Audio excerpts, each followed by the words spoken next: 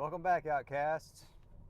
So I've decided I want to start up another podcast series, and basically it's going to just encompass my life philosophy, and maybe we'll have some special guests, hopefully at some point in the future, people from my past, and maybe new people I hadn't met yet. But basically it's going to be an extension off of one I tried to create back in 2020. I did create, actually, and it's recorded through the Spreaker app, called the Liberty Accelerator Jet Show. JET being an acronym for Jobs, Effort, and or Energy, and Taxes. JET, Jobs, Energy, and Taxes, or Jobs, Effort, and Taxes. And I thought there was a lot of important content in there for people to be able to get themselves oriented in order to escape the rat race. And it's still available. You can go down in my playlist and find the Liberty Accelerator Jet Show. I think I recorded 12 or 13 episodes before things kind of went sideways for me, and I didn't do that work anymore since then. But today, or this month, or maybe next, maybe after Memorial Day weekend, because I've got a pretty important message coming out on Memorial Day weekend, maybe we'll launch the podcast on that weekend. We'll see, with the content that I'm going to create in remembrance of those fallen military veterans on Memorial Day weekend. But I think the name of the podcast is going to be Confessions of an Outcast Podcast. I don't know why, but that kind of rings true for me. I like the sound of it. So that's probably what I'm going to go with. There's been a lot of influencers out there over the last 3 or 4 years who have created some really, really great YouTube channels and some great content, some great podcasts. And I've got my own spin on a lot of the things that they have, taught me that I want to share, but with my own unique perspective applied to it. So I'm hoping it'll generate some discussion. I'm hoping I'll learn something too, because I'm still learning 100%. I don't know if y'all saw it, but I had a post, I think on YouTube and Facebook, I put a post up that says something like BS, MS, and PhD. And I haven't really put out there what my credentials are per se to be able to have that position. But the Bachelor of Science being bullshit, and the Master of Science being more shit, and the PhD and whatever being piled higher and deeper. And I was offered to go get a PhD, and I said, hell no, I ain't doing that. But I do have a Bachelor of Science along with 2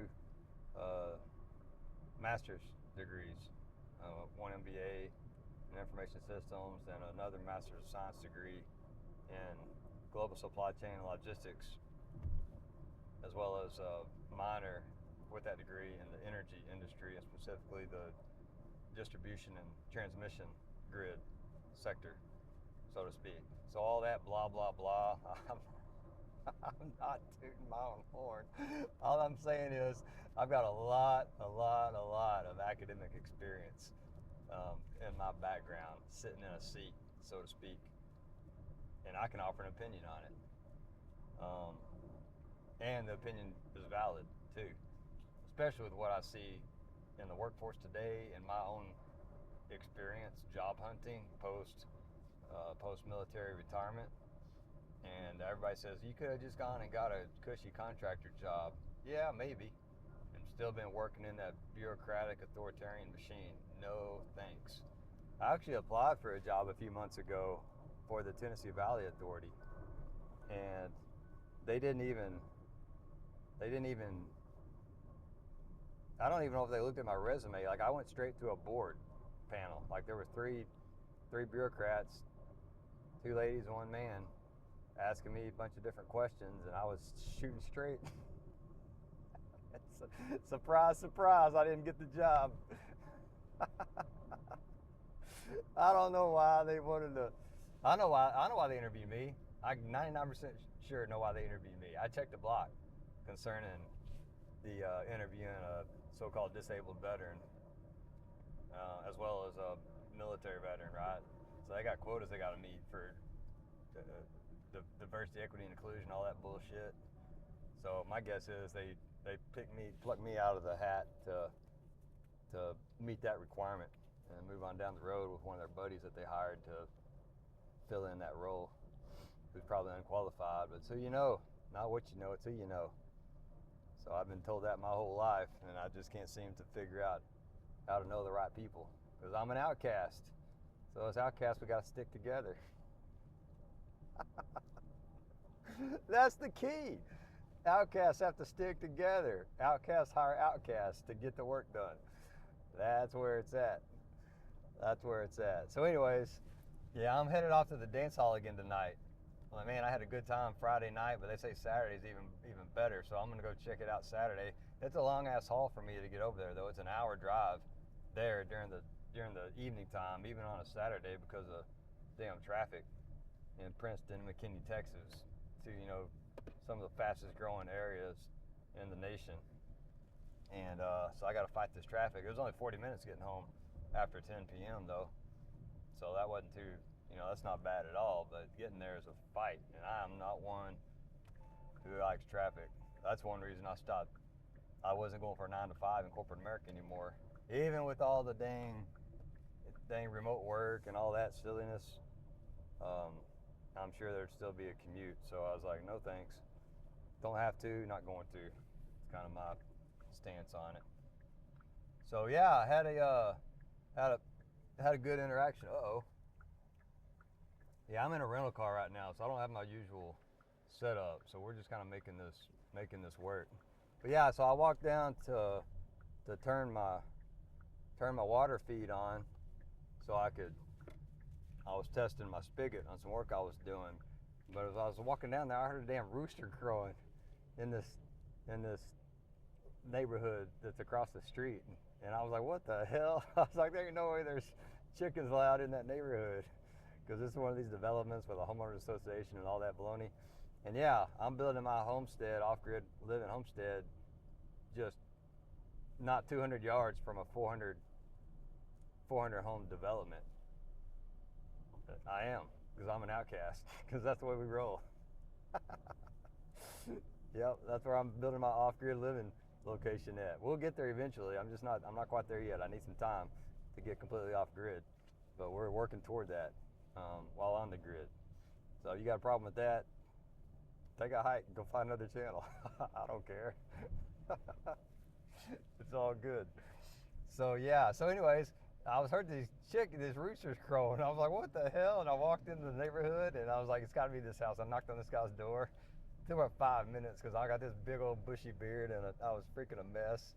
Had my damn Australian Outback hat on. This dude, he took like 5 minutes to come to the door, and I heard him in there. And I was carrying this water pipe wrench with me. It looked like a baseball bat, so I understand why he didn't answer the door. But anyhow, he came out, man, we talked for probably 15 or 20 minutes. He told me his story, and he's in framing, and I was like, man, how do you plug into this neighborhood? Like, where's the group at or whatever? He's like, dude, I don't know. He's like, everybody pretty much keeps to themselves. But we exchange pleasantries, and their chickens lay eggs, and I'm like, well, hey, if you want to bring your kids fishing and you're willing to barter for some eggs, I'm in the market for fresh eggs. Like, we might be able to make a deal. And he's like, oh yeah, he's Hispanic background, Hispanic origin, I believe. Cool dude though. Gabriel was his name. And yeah, we exchanged phone numbers, and hopefully I'll be interacting with Gabriel more in the future. So yeah, that's about all that was happening in my day to day.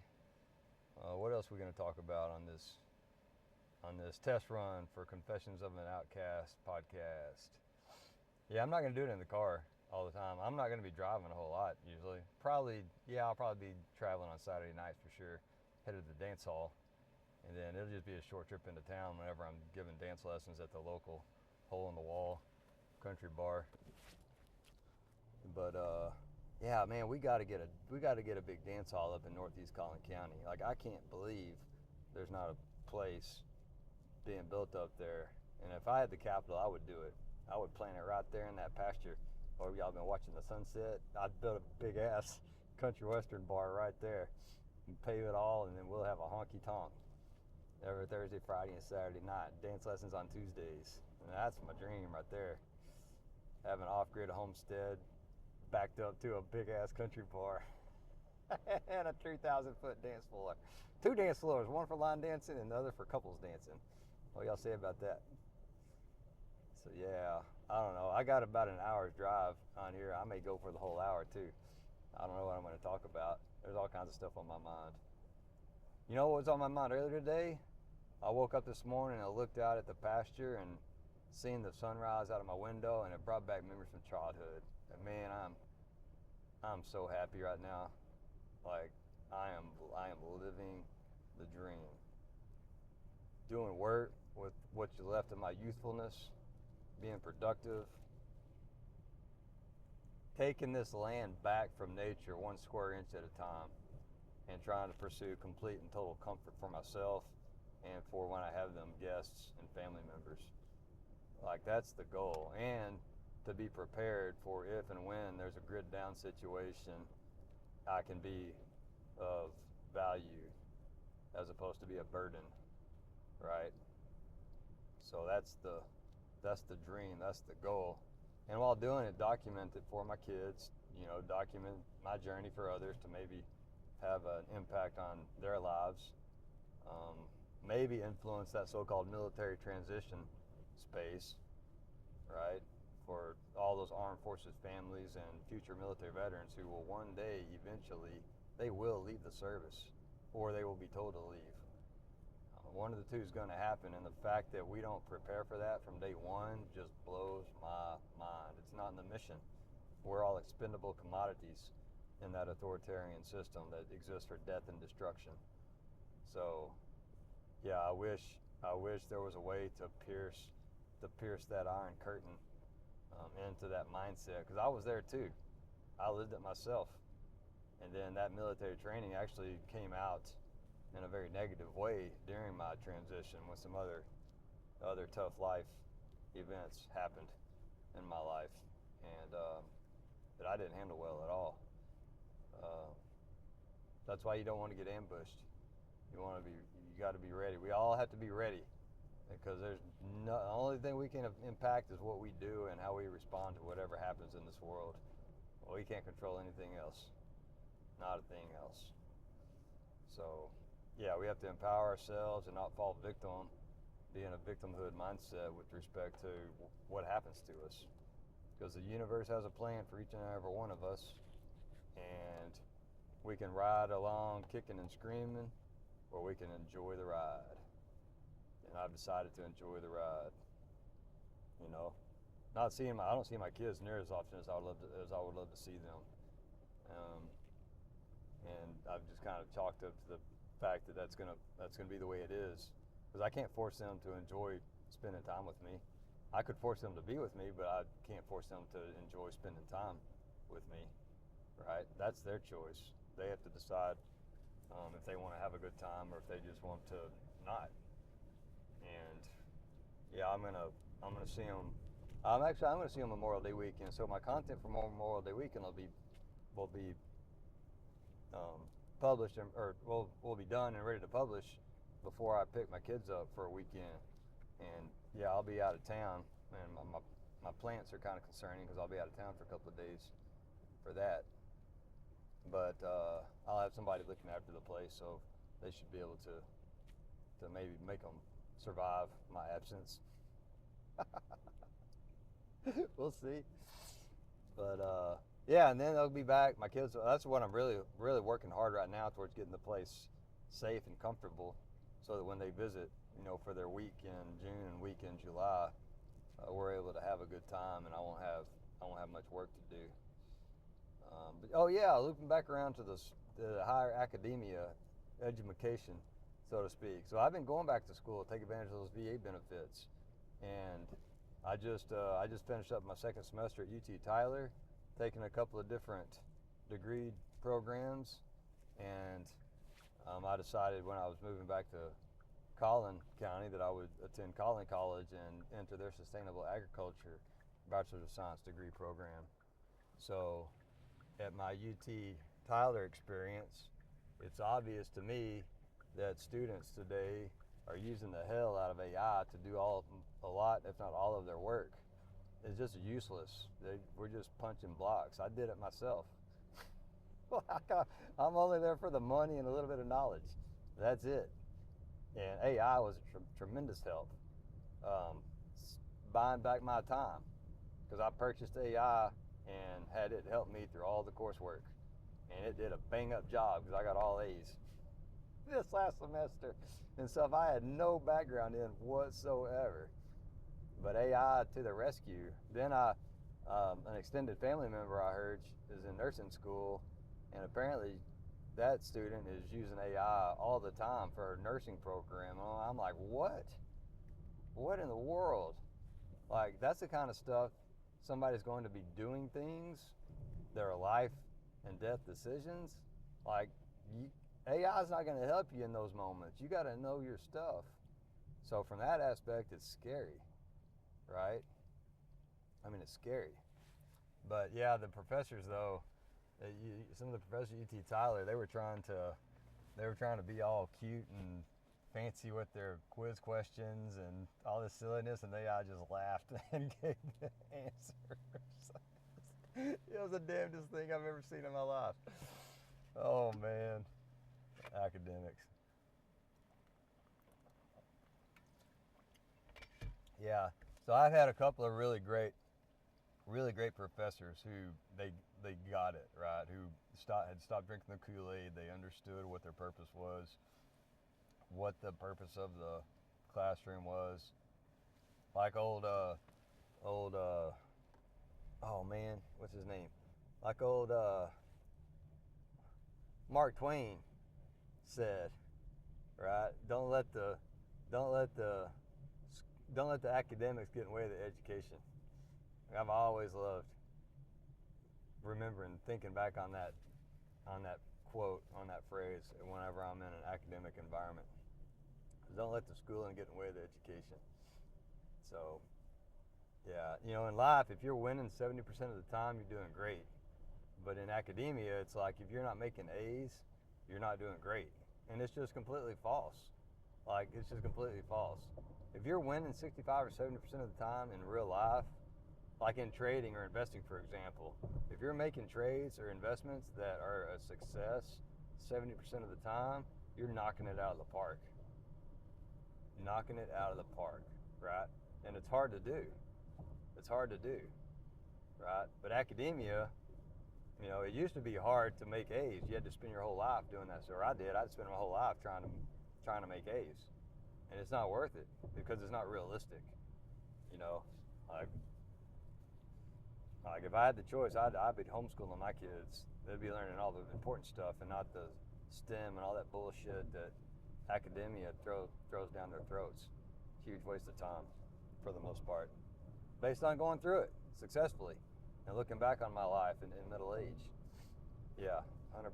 Especially in this day and age, like there's no reason for teachers to be spewing facts that they barely have a strong understanding of to students, and then sending them home to do homework, right? They need a flipped classroom approach across the board where students are required to watch the lecture ahead of time, and then they come to class and work in groups and teams and have the guidance of an instructor like apprentices, and then at an early age branch kids off into things they're interested in and good at, and not continue to just, like a military structure or military training, force everyone to learn the same crap. How stupid is that? How stupid is that? Dumbest thing ever. But it's set up intentionally, because what they did in the Industrial Revolution, they applied a military training model to the United States education system to put out an army of workers, and that's what they've done. And we wonder why we can't get ahead. We wonder why we can't seem to just make things work. It's because you're just a worker in an army of workers. That's it. So was I. Not anymore.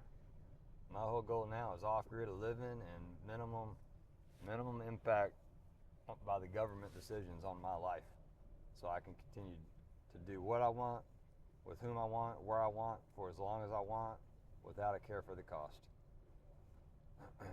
That's the goal.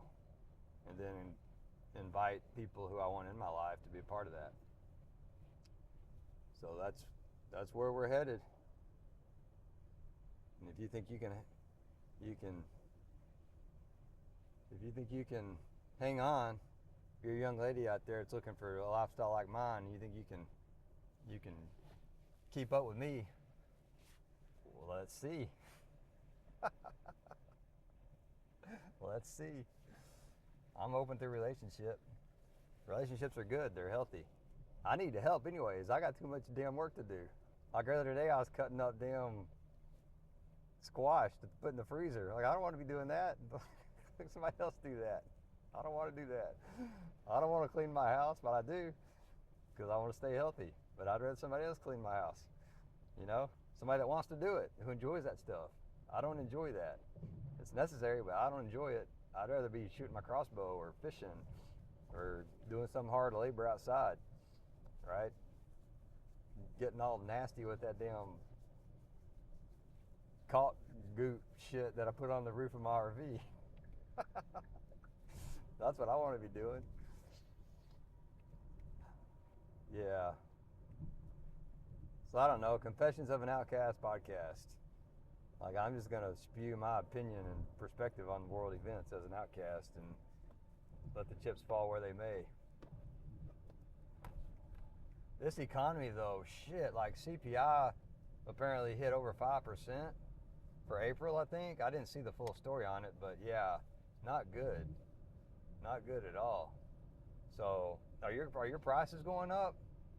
Like, I haven't really felt it that much, that hard. I've got quite a bit of food stocked up from the last number of months that I've been purchasing in advance, so I'm only buying minimum stuff at the grocery store. I did buy me, let's see, 64 jars of various sizes for canning jars at Brookshire's the other day. It was like between $15 and $20 per 16. And I went ahead and I asked the guy, I was like, hey, is this a good price? And he was like, yeah, you can get them from $13 to $18.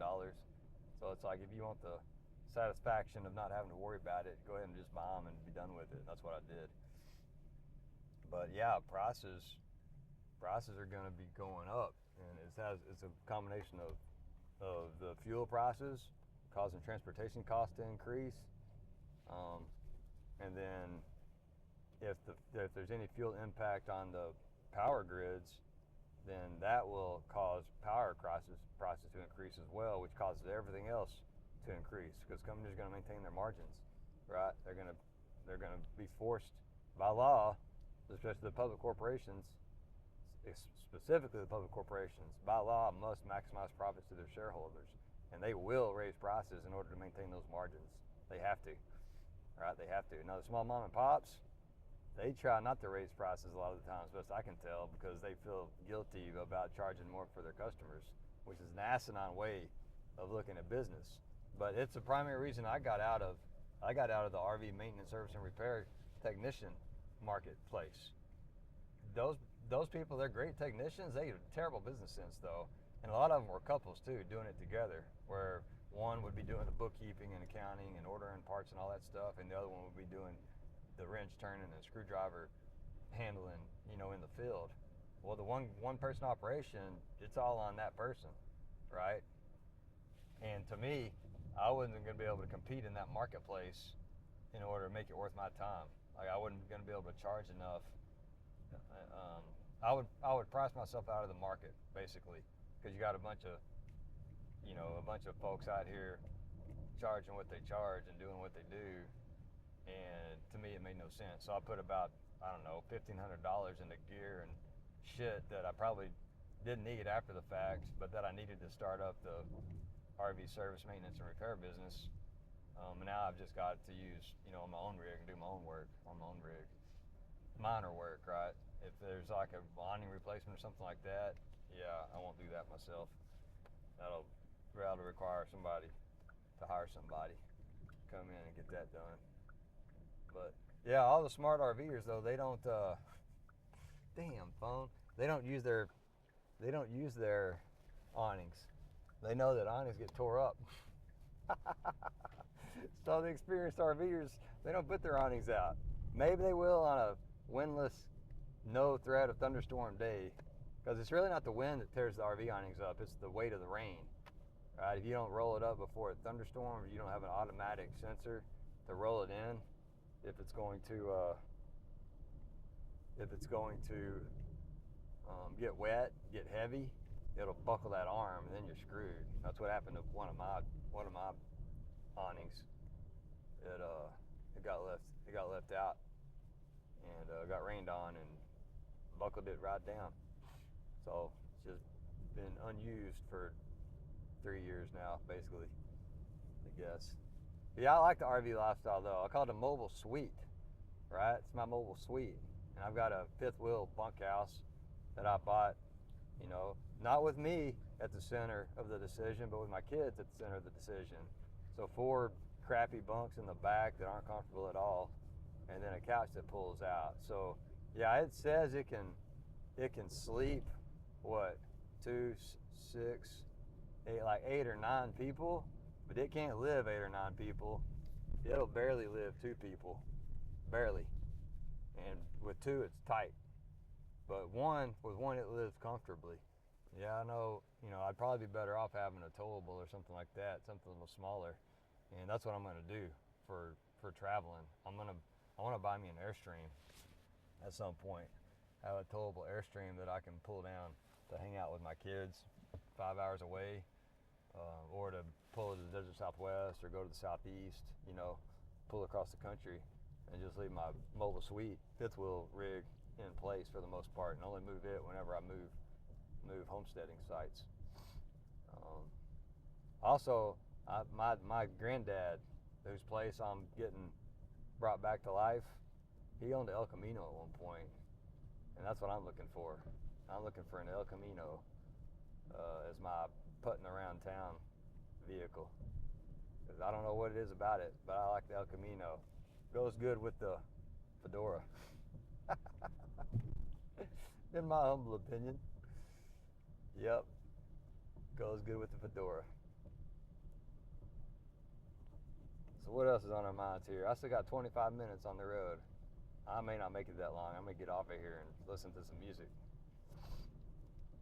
But yeah, what y'all think about my life philosophy model? Time, health, purpose, relationships, stored time, otherwise known as savings or money, so to speak. All the crap that we put our earnings into, and the bank and retirement savings accounts and all that stuff goes under that stored time category.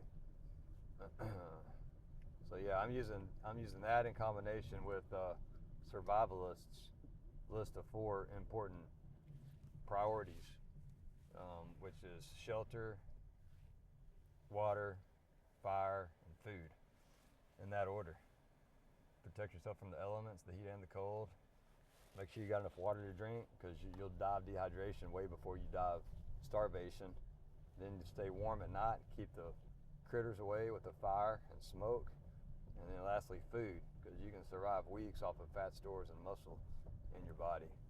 And it's a mindset, right? It's protecting your mind so that when things get tough, you can think clearly and not panic.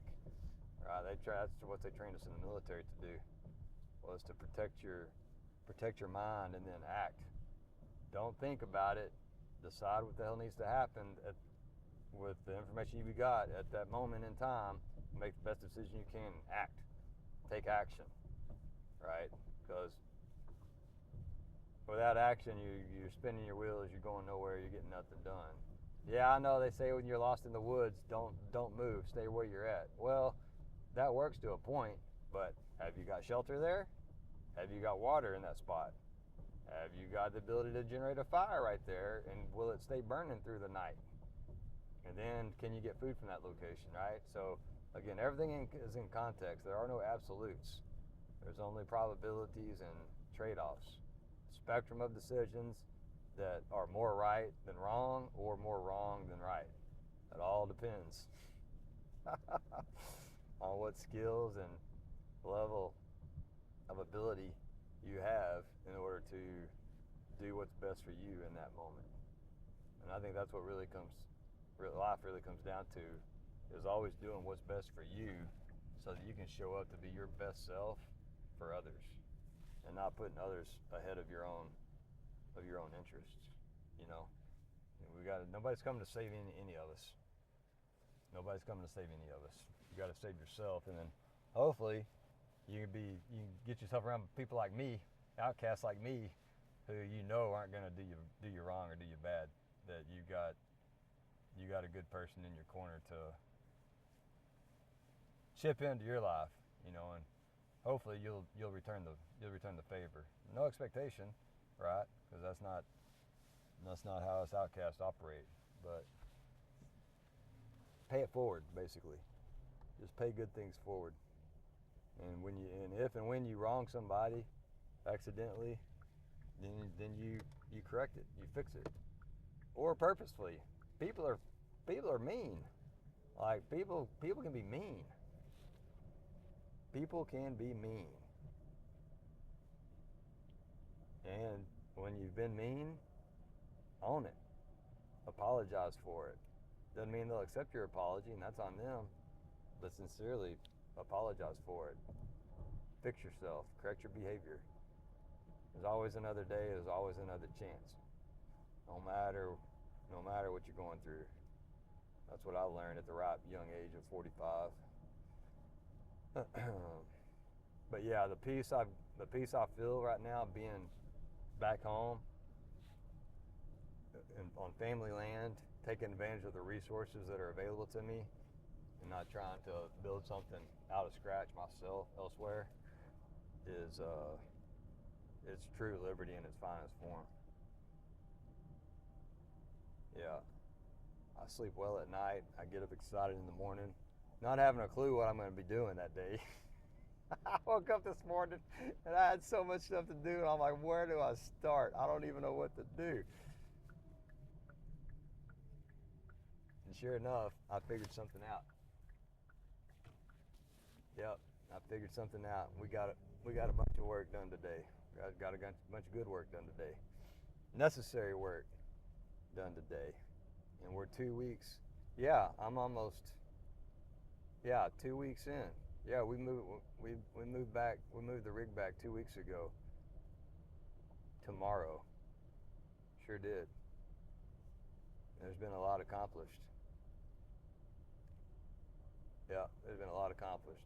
And that's why that's a lot of what the purpose of the videos too, is for me to document the transformation and catch my thoughts along the way. That way, 6 months from now, a year from now, 10 years from now, I can look back and say, look at that idiot. What were you thinking? What were you doing, dude? Oh man, I look back at some of my early videos from 4 or 5 years ago. Completely different look, right? Like completely different man at that time. So, yeah, completely different. Like there's been a lot of changes with me over the last, say, 4 or 5 years. Yeah, and the radical change in my mindset started probably 10 years ago. Yeah, 2016 was when I decided I was going to do 20 years in the service and punch out, no matter whether or not I made the leap to the senior officer ranks or not. It didn't matter. For me, the opportunity cost of the military pension year over year, as well as any potential VA distinguished veteran allowance that I was getting, you forfeit all that. Every day past 20, you're forfeiting all that income and the time as well to do something else, to start your life over, to get the hell out of that machine. And I don't know, like people are so conditioned. I was that too. My first 16 years in, people are so conditioned to just continue to push, continue to make that rank, right? Like, and if you don't promote, then you're not squat. Boy, all a bunch of bullshit. Like it is. It's all a bunch of bullshit. It's trade-offs. It's all trade-offs. Look at that. I'm riding by the Herd Museum here in McKinney, Texas, and that brings back good memories. Yeah, I remember going over there a number of times when when I was a kid. I think I'll take my kids out there in June. That'll be a good outing for us. Go check out the Herd Museum. Animals, exhibits, nature, and trails. And they got dragon trails March 14th to June 26th. I'm gonna take a picture of that. We need to get in on that, I think. Oh, here we go. Old Chip Roy's sign is covering up the advertisement, asshole. Some congressional dude or city person, whatever. He's important. He's too important, so he covers up the advertisement for the Herd Museum with his sign. What do y'all think about politicians? I don't think very highly of them at all. Bunch of crooks. Put them in the same category with the bankers and the insurance agents out there. Who they don't, most of them don't, bankers do, but insurance agents, most of them don't know, they don't know what the hell they're doing. Most of them don't have a fucking clue. I don't know if you will catch that or not. Most of them don't have a clue. They're too specialized. They're too focused on their one little aspect. And they don't give a shit about your broader area. And they can't touch it either legally. Legally, they can't, they're not licensed to touch your finances, right? But your insurance is all about your finances. And yeah, some of them, they get dual hatted and get securities certified so they can sell you a bunch of bullshit too that you don't need. So that's why the Outcast doesn't listen to just one professional. They get the Outcast Commander to strategize with them, ask them all the 5 whys in every aspect of their life, and then we come up with a plan to unscrew whatever the professionals have screwed up and hire the professionals to do it. So that's the idea. Man, this is crazy. This is crazy traffic here. Oh, I see what we're doing. You ought to see this silliness. This is nuts. I haven't seen, this is 75, I think, and they've got this crazy construction zone with this cut through 2 different lanes of traffic. Wild. Yeah, but anyways, 75 North Central Expressway in Dallas, Plano, Richardson, McKinney area has always been a disaster of a construction zone somewhere along it at some point in time. Like, you can never just drive the full length of North Central Expressway without hitting construction. Silliest damn thing. I saw this big ass machine. I think it was in Asia. It was like a bridge. Like, they had all the construction going on underneath this bridge that would move, the traffic would drive on top of. Yeah, traffic would drive on top of it. And coolest thing, like, where is that for North Central Expressway? Yeah, I'm driving around this rental car too, and it keeps writing me on. I said take tolls off, and it's sure enough, it's writing me on the tolls. So I guess I'm gonna get either fined or get toll fees at some point. It's too damn difficult. I'm like, I don't want to drive on the toll, but it keeps taking me on the toll, so I guess we'll just figure that out. I have a toll account though. Like, I don't have a sticker for this damn rental car. Yeah, that's another thing. So I got my vehicles in the shop getting assessed and maybe totaled out, and I started thinking to myself, I paid like $650 in taxes on that damn purchase. I have new, like, brand new good used tires on it. Just got it registered again for the year, and I'm like, I bet the insurance isn't going to cover any of those costs for a totaled out vehicle, I wouldn't think. But I'm going to pull that string and ask that question, right? Like, those should be included costs for a total vehicle. Like, the new shit I put on it, or the services that I've paid to use that vehicle, and the taxes that were paid on the transaction, all that ought to be insured as well, right? Or an offer to buy insurance to insure that aspect of the costs.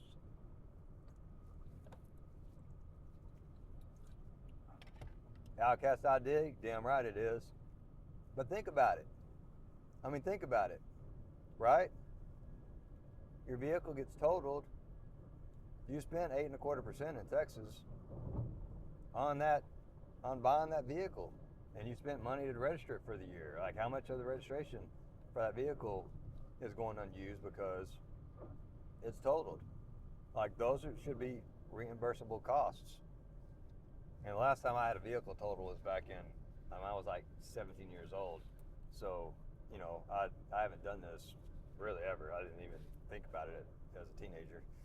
But I've got time to think about it now, and that's what we're doing. We're thinking long and hard on all kinds of outcast, outlandish silliness. That's important. That's important stuff. All right, shit, I'm tired of talking. Like, I got 13 minutes before I get there. Gonna get a few in me. We're gonna take some video tonight at the dance hall. So I'm gonna post some dance videos tonight. Maybe with some gals that aren't scuffing up my boots. Like last night. Yeah, I had a few stepping on my boots last night. They got scuffed up. I had to spend an hour polishing my boots today before I headed back out of the dance hall. All right, Outcasts. Appreciate y'all tuning in. Sorry for all the flip-floppiness on the phone. Hope you didn't get sick along that ride. So yeah, let's stay weird together. To your liberty. The Outcast Commander is out.